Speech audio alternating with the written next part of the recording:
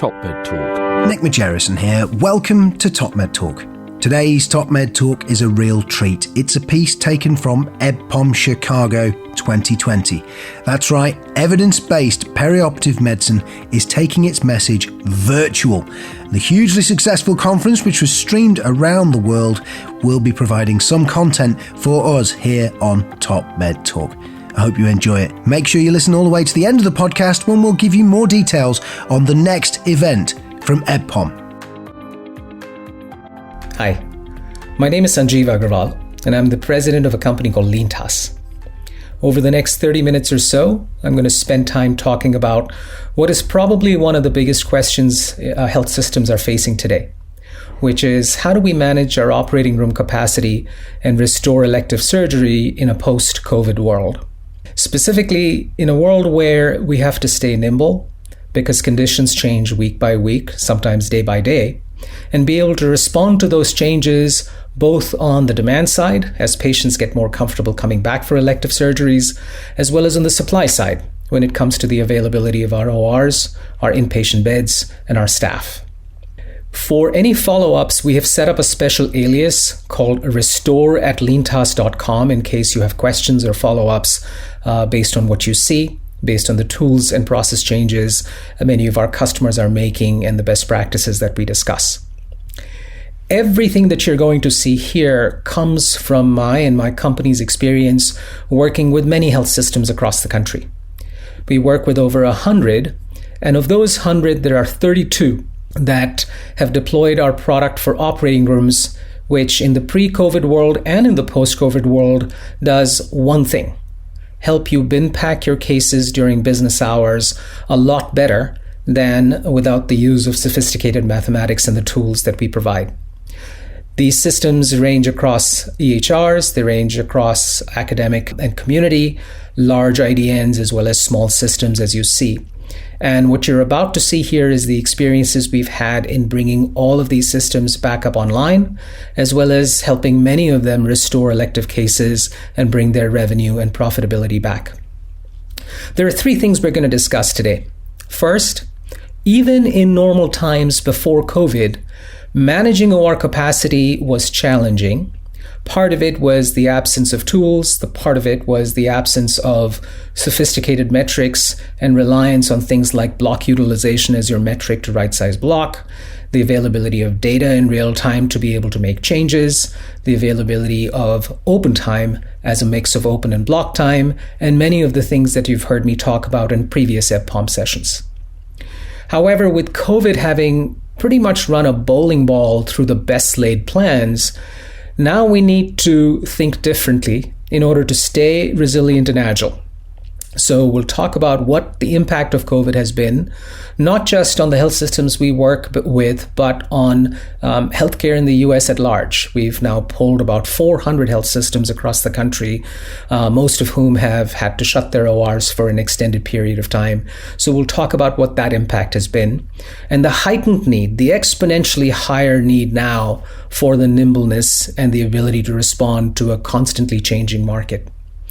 And then finally, we'll get into the tools that exist and some of the techniques and best practices that have been used by the systems we work with on how we look at demand as patients come back and ORs come back online, how we look at supply, the availability of staff, the availability of beds, the availability of rooms, how we match those two to maximize utilization, maximize patient access, maximize surgeon and staff satisfaction within the constraints of what's available to us.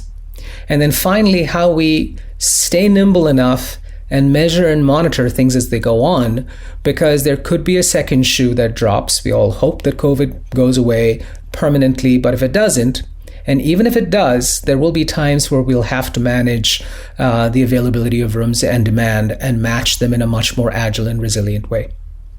So let's start with the first question of the first topic or the first lesson that we've learned over the last 5 years in working with all these health systems is that the core problem of managing OR capacity boils down to, simply put, an unpredictable demand for ORs OR time with an unpredictable supply of all that's needed to bring together to do a surgery.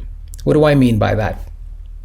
If you think about the way block allocation has been traditionally done, there is no such thing as a perfect block allocation.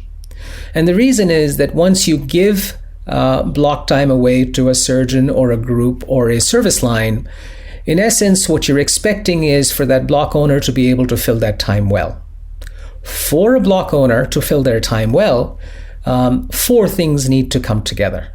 The number of patients they see in clinic each week, what percentage of them need surgery done, what percent of them can actually come the day that the block owner has block time, and then the average length of case.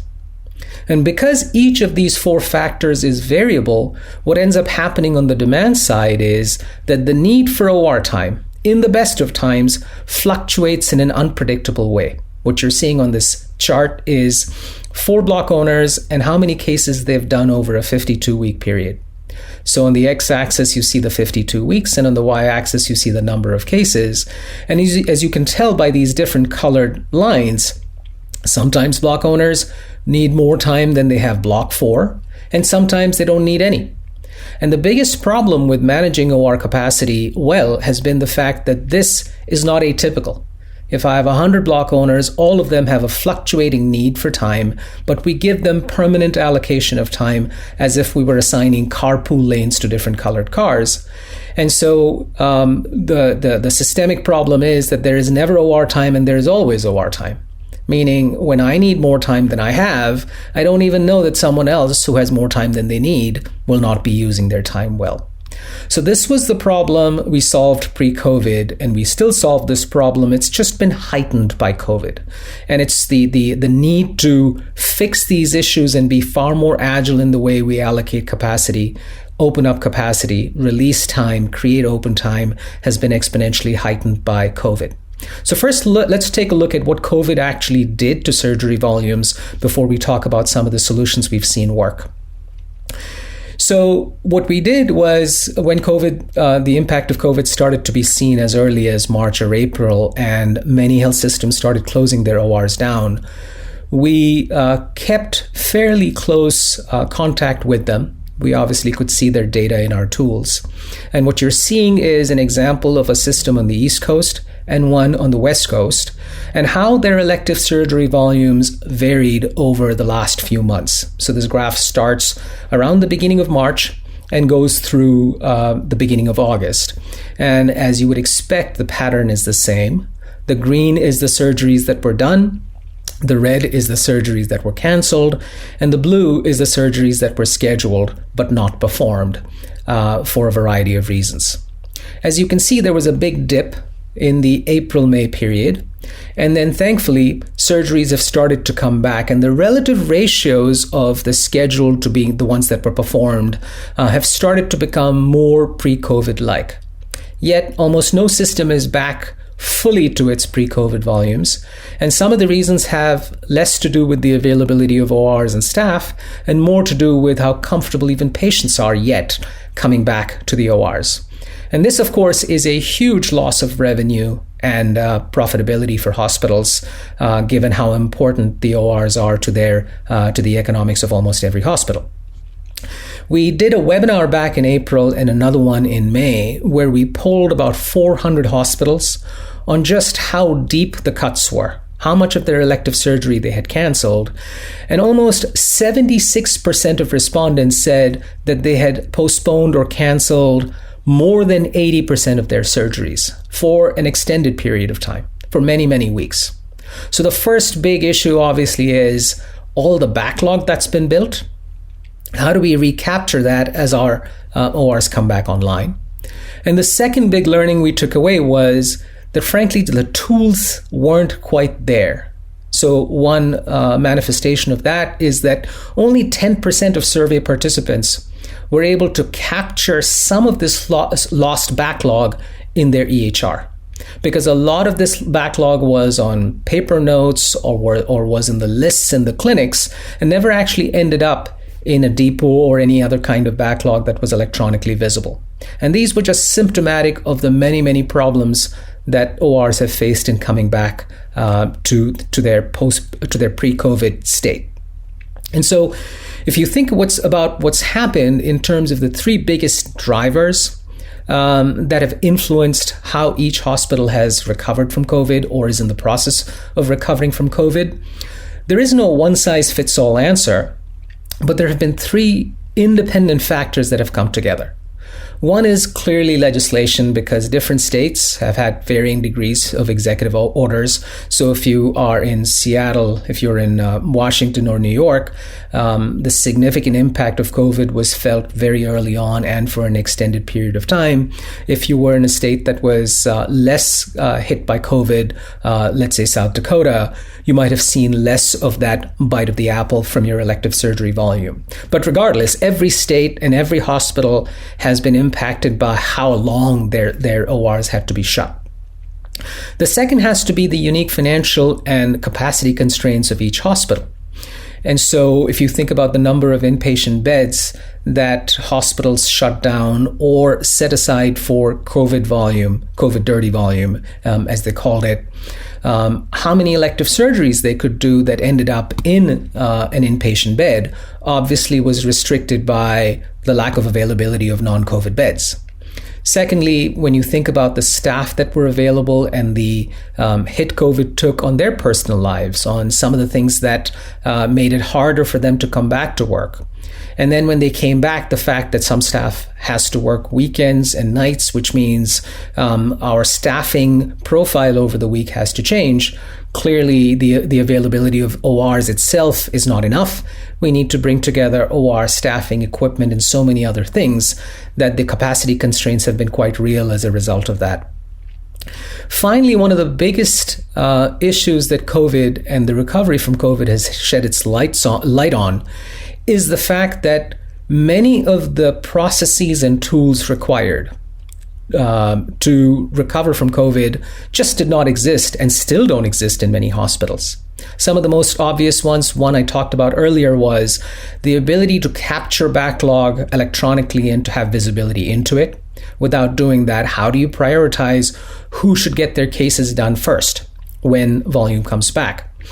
The ability to move block around easily and quickly, have a governance process by which we can either just blow up block for a month or two in case we need to, or change that allocation in a way that makes sense, that actually corresponds to the backlog that's been created, and to react to it.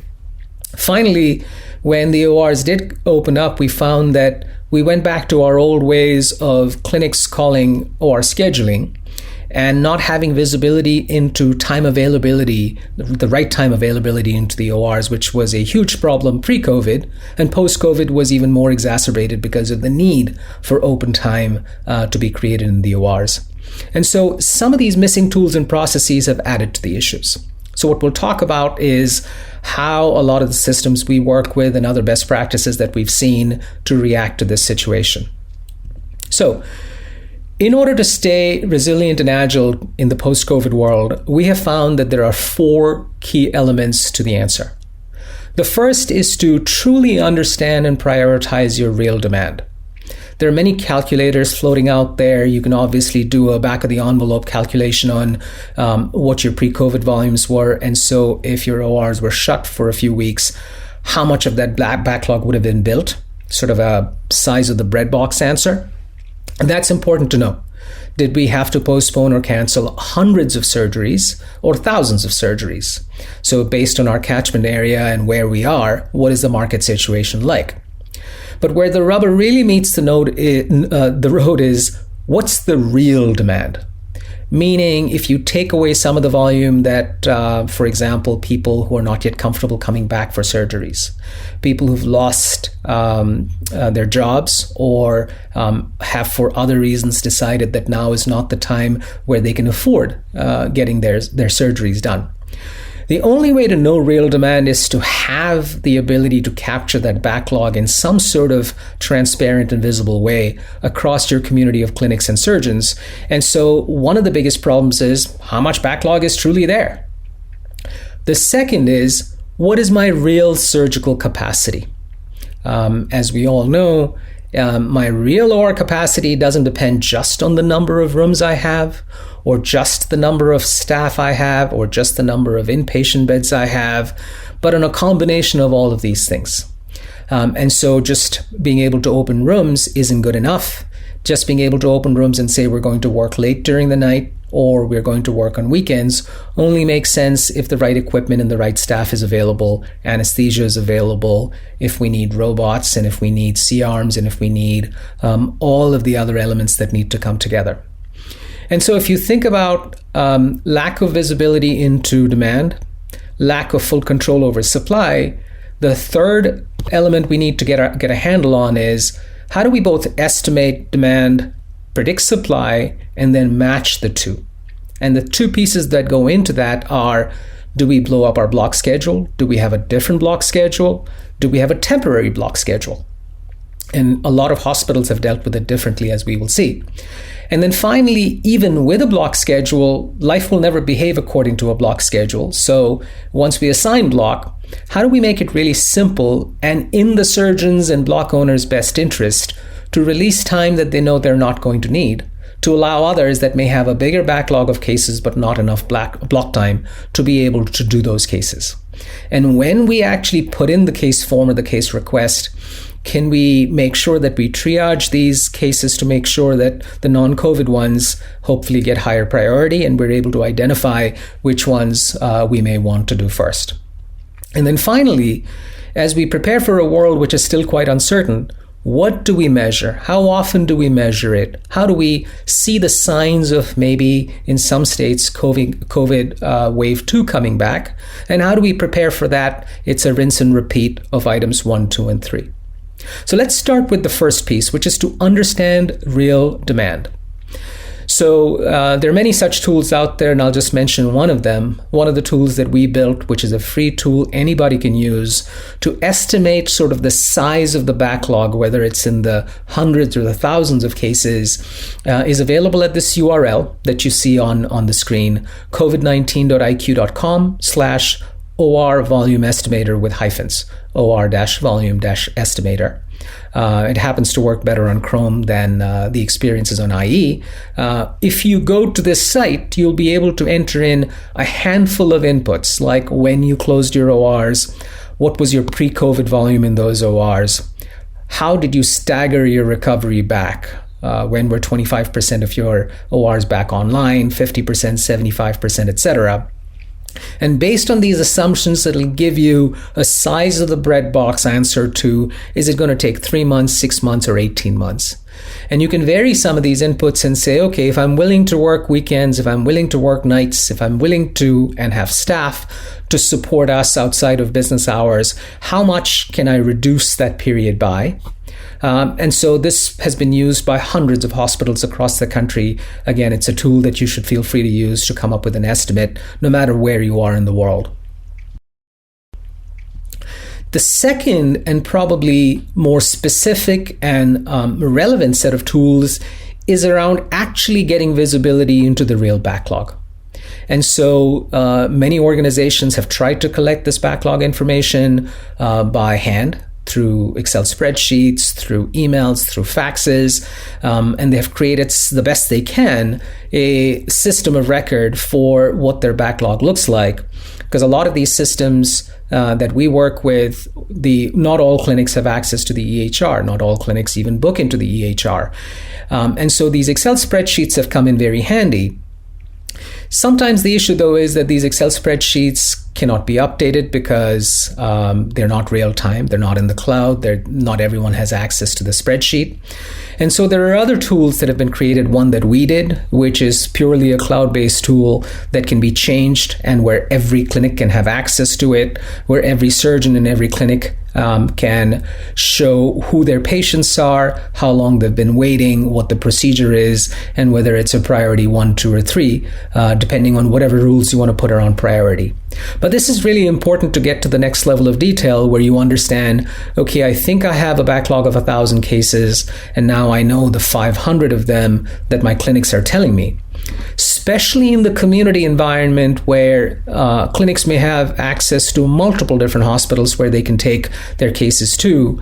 The ability to know the backlog and then to be able to provide to these providers open time or block time that they can put these cases in is obviously of key concern, and we'll talk about that. But step one has to be knowing where the backlog is, how much there is, and of what relative priority there is. And then being able to look at each of these and to be able to create some method in the madness, to be able to sequence these cases and say, do we do all the priority ones first? Do we give block time to people that have a certain number of high priority cases and a lot of open time to those that have mostly P2 and P3 cases, but are high volume enough, high revenue enough, high profitability enough? So again, if you'd like more information about these tools, please feel free to write to restore@leantaas.com, and we'd be happy to show you how multiple hospitals are using these tools. There is an additional tool of pushing these cases back into the EHR, which is also very relevant to systems that currently don't have their clinics that are already writing into the EHR, and a majority of the systems we work with are in that position. So that's part one. What is high level size of a bread box, the size of my backlog, and then specifically which clinics have how much and of what priority. The second piece to the puzzle is truly understanding what we call our real surgical capacity. And the way we express that is the constraints to your ORs. So the fact that we have 10 physical rooms is important, but is not the only factor. The other big factors, of course, are equipment, staff, and inpatient beds. We found in the early days of COVID, because so much of the inpatient bed capacity in so many hospitals was just being kept aside, if you did more surgical cases than the remainder of the beds that were available for outside of ED and COVID dirty volume, you suddenly had this issue of patients waiting a long time before they could be bedded. A pretty obvious thing, but working as a team and cutting across the OR and beds space in hospitals has become really important. So, for example, if we just start with what we call OR constraints, the most obvious ones are how many of our ORs can we bring online, both from what the state's allowing, plus our ability to actually man and staff them. Second is, given that there is such a backlog built, as we talked about before, how do we deal with block time? How do we create the right mix of block time for people that will actually use the time well, and then enough open time and visibility into that open time so the ad hoc volume can be brought in, where we don't really need a full block every week for a surgeon, but they may have enough case volume to fill 2 or 3 blocks worth of time over the next month. Can we open up more rooms, including maybe using some of the procedure rooms and ASC rooms, or divert traffic for outpatient cases to the ASCs? Again, doing this by hand and manually is extremely difficult, which is why some of the tools we're going to show you in a second really have made a big difference. And then, of course, do we have the ability to extend business hours, both during the work week as well as during weekends? And how limited are we in our availability of supplies and staff in order to man those rooms and actually get cases done? The biggest and most obvious constraint, of course, is our specialized staffing, our RNs, our techs, and our anesthesiologists, since that's a zero-sum game. And many of them have had to be furloughed during the COVID period because hospitals couldn't afford them. And as we bring them back, how available are they based on their own personal lives and their ability to come back for a 40-hour week or a 30-hour week or longer? Of course, the entire supply chain of pharmaceuticals and the equipment we need and the consumables we need during surgeries, and how do we plan that with our pharmaceutical vendor partners? And then SPD, the availability of the number of PACUs we have, all plays a big role. So understanding these constraints and codifying them, so when we create open time, the right room and the right slot of time is available to the right clinic is really, really important. Now, of course, in parallel, there are all the inpatient constraints we talked about, which is by day of week, by hour of day, how many units are available with the kinds of specialized staff we need to take care of orthotrauma patients or neurosurgery patients were we to do those cases. And so how do we only do enough cases of a certain service line that we can actually take care of post-fac and admit into our ORs? There are many beds, as we talked about before, that were taken off the grid for both COVID-19 and ED and trauma patients. And then, of course, many hospitals ended up creating pools of units in order to expand their inpatient capacity for a certain type of patient. And so create these sister units that were created and pooled together so we could co-locate either COVID patients or non-COVID patients meant that now the way our inpatient bed capacity looked was different than it did pre-COVID, and we couldn't just assume that the same number of beds were available. So our degree of flexibility in how many transfers we could bring within a hospital or across hospitals, should we have a network of hospitals, all played a big role in planning how many elective surgeries we could do with the constraints of the inpatient beds we had. And then, of course, the need to manage LOS was never higher, because if we could actually discharge patients safely earlier in the day, we could do more cases, and we still can do more cases if we're managing the dynamics of discharge the way we'd like to. To help with these constraints, we as a company created many other free tools that you also still have access to. In this presentation, we've linked a couple of these tools. Like I said before, if you email us, we're happy to send these free tools to you. One that is worth talking about is to take a survey across various types of specialized staffing resources you might have, asking people for their availability, both during business hours and on weekends and outside of business hours. So you really have a fact-based, data-driven sense of what real staffing is available to you. A very similar tool is to bottom up, by OR, by procedure room, look at when you want to run it, how many hours a day do you want to operate it, and then identify the type of resources you need, both from an anesthesia and a specialized staffing perspective, and see if, based on the results of these surveys, you can actually staff the rooms you want to staff. How much time can you actually add outside of business hours? How many more FTEs do you need? Do you need to call on travelers or hire more nurses as these surgeries come back? And so what's a realistic estimate of the total number of cases you can actually get done? Again, if you'd like access to these tools, please email us at restore@leantaas.com, and we'd be happy to send these to you whenever you're ready. So now, let's move on to how we match this variable uncertain backlog with this variable uncertain supply of ORs and equipment and nurses. And there are two pieces to it. Let's start first by talking about what we have seen within the ORs that we work with. Clearly, the big goal of however we end up managing capacity is to pack our ORs best we can. So we maximize utilization, create maximum patient access, help patients get the surgeries that they have pushed back for this COVID period. And we've observed a multitude of practices. Almost everybody is running a different version of their block schedule post-COVID than pre-COVID. Some of them have consolidated, some of them have broken it by service line, or some of them have actually unpacked their schedules and made a lot more open time available, which is actually great, given that the uncertainty in who needs how much time is pretty high. Some have created a phased recovery plan, saying, let's take our pre-COVID block schedule and collapse it and maybe have half of it running for the next 2 or 3 months until we have a more stable block schedule, depending on how whether COVID comes back or not. Some have decided to take this opportunity to consolidate service lines or groups or individuals and create service line blocks, which has its pluses and its minuses because it takes away accountability from individual block owners, but might be easier to manage if you let the service line do their own prioritization, and we can spend more time on that.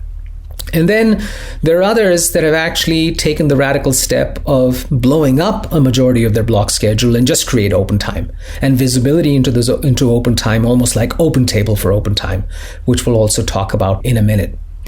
Our best recommendation is to actually have a mix of open and block time. And if you do have block time, have a mix of service line and individual block. Again, happy to talk more about this, but these practices we've seen vary from hospital to hospital.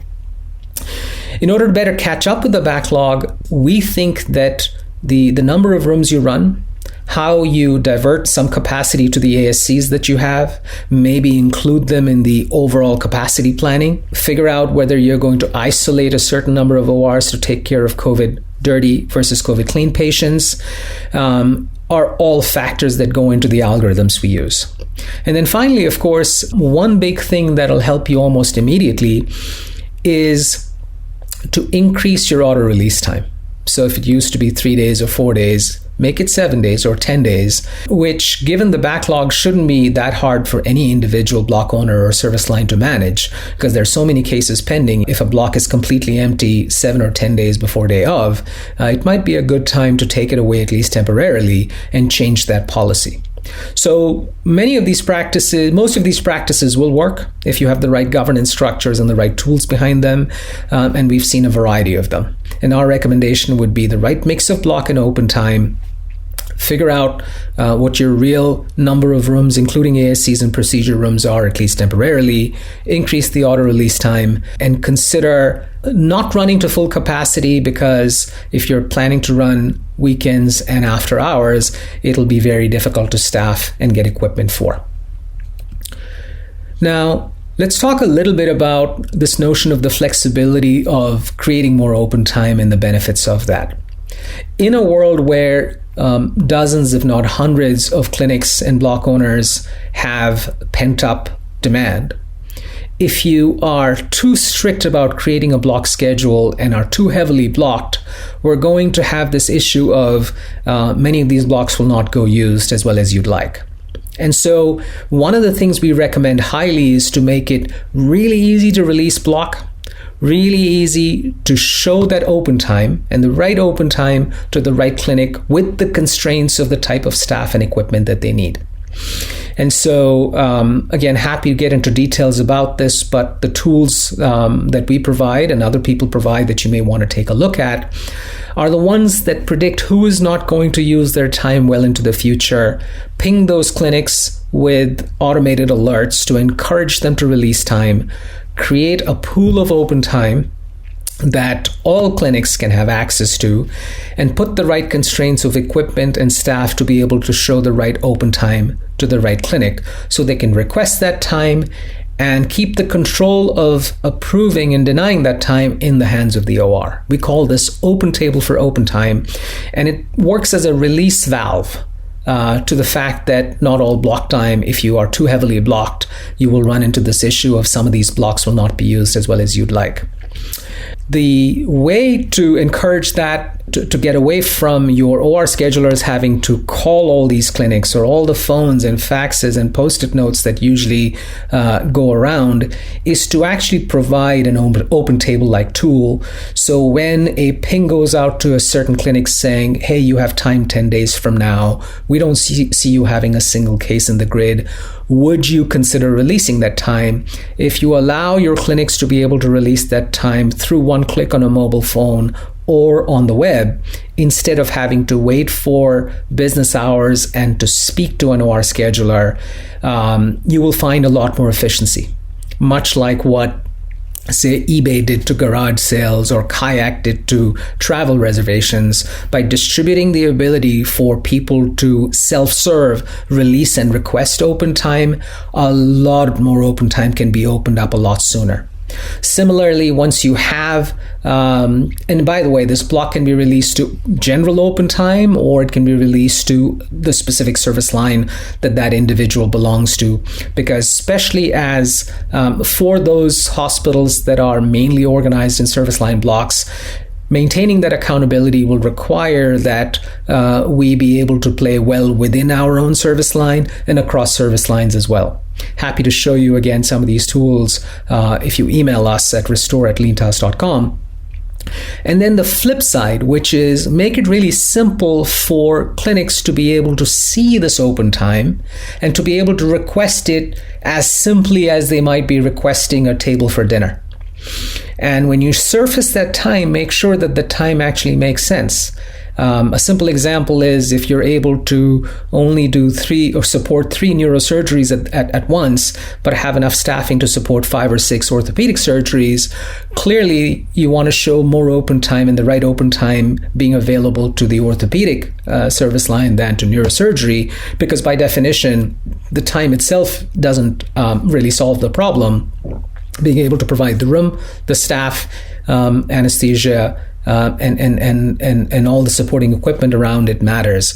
And so the more you take all this algebra outside of people's heads and manual practices and actually codify them into tools, the easier it is for you. Also, one of the biggest things that has worked really well during this period in the work we've done with hospitals is when open time is at a premium, being able to show for days where time isn't available, the ability to put your name on an Amazon wish list, the ability to say, hey, if time does open up on a certain day, please let me know. And again, automating this process instead of, again, people calling or emailing or faxing OR availability, just distribute that open time availability to everybody. Also, while you're requesting open time, to also be able to triage and get some information about the patient that's going into the OR or for whom the time is being requested, so you can make sure that if this patient seems to have COVID-like symptoms, you take care of them specially with the PPE that's required, with the kind of staffing that's required to take care of them. And so, if your tools allow you to triage cases where there's a configurable workflow when requesting time and putting a case in, so you can ask the right questions that give you a sense for, is this the type of case that we will allow? Is it high priority enough that it needs to be done, or can it wait? So then when OR schedulers get this request, they're able to look at the full set of facts, not just the availability of rooms, equipment, and staff, but now also looking at it from a patient's perspective and saying, if this is a non-urgent surgery and it's highly likely this patient has COVID symptoms, I still want to do this because it's a really, really high priority and it's a matter of life and death, versus maybe we can wait a couple of weeks until the symptoms die down. So these are some of the tools that have really come in handy. Being able to have a logical selection of block, being able to create more open time, and between those two, being able to maximize access and bin pack your ORs during business hours or on weekends. And then finally, there is this notion of being prepared for the unknown unknowns. And so being able to see how your volumes are fluctuating week by week, to be able to change block allocation or open time, that mix between those two, if you're finding that our initial guess of how to provide that block time wasn't actually working. So this nimbleness of your tools and to be able to change things more on the fly than we are used to is a big deal. And so every few weeks going back and rinsing and repeating the logic of what's the real backlog? Are we actually getting changes to the original backlog that we started with? We made some assumptions about how many cases we can actually accommodate. Did we accommodate those cases? In giving up permanent block to people, to service lines and to surgeons, we made certain assumptions about future volume they were going to bring in. Did that happen? Are we using our prime time well? Are we overtaxing our staff? Anesthesia, our RNs, our techs? Are we getting into a stage where this is not a sustainable way of continuing to operate? How is staff morale doing? As a result of this is one of the biggest human elements that will limit us and our future going forward if we're not constantly on top of the mix of different things that make surgery successful. One of the biggest ones, of course, is if our staff is feeling good about these changes and is able to actually continue with these changes, given the high pressure environment that we're seeing in a lot of systems. And if we need to, take the answers to these questions and rerun the strategy. Look at your backlog, look at your block allocation, look at your the policy for auto release, and change them again. Maybe we need to run slightly fewer rooms. Maybe we only run every other Saturday instead of every other Saturday. These are all real tools in your armory that you can play with as we try and make sure that our patients get the right access, our surgeons get the right access to the OR. And then finally, of course, no one can predict when the vaccine will be available quite yet. If and when the vaccine is available, how long will it take for us to all get immune to the point where we get back to where we were in January of 2020? So in preparing for the next wave, there's a lot we can learn from previous such epidemics. This is a chart of the 1918-1919 pandemic where there were 3 different waves. We all hope that this doesn't happen, but if the next wave does happen, we don't know if it's going to be a bigger or a smaller wave. And so some of these tools that you just saw and some of this way of thinking of understanding demand, understanding supply, matching demand and supply is going to be the answer no matter what happens. Whether there is a second wave, whether it's bigger, whether it's smaller, or even if there isn't. By putting these best practices of being agile and resilient, we can squeeze the maximum amount of juice out of our ORs, create greater patient access, lower unit cost, maximize patient and surgeon satisfaction, nurse and staff satisfaction, as well as increase the health of our hospitals' economics. So with that, hopefully you found some of this useful. I know there's a Q&A session after this that I'm looking forward to participating in.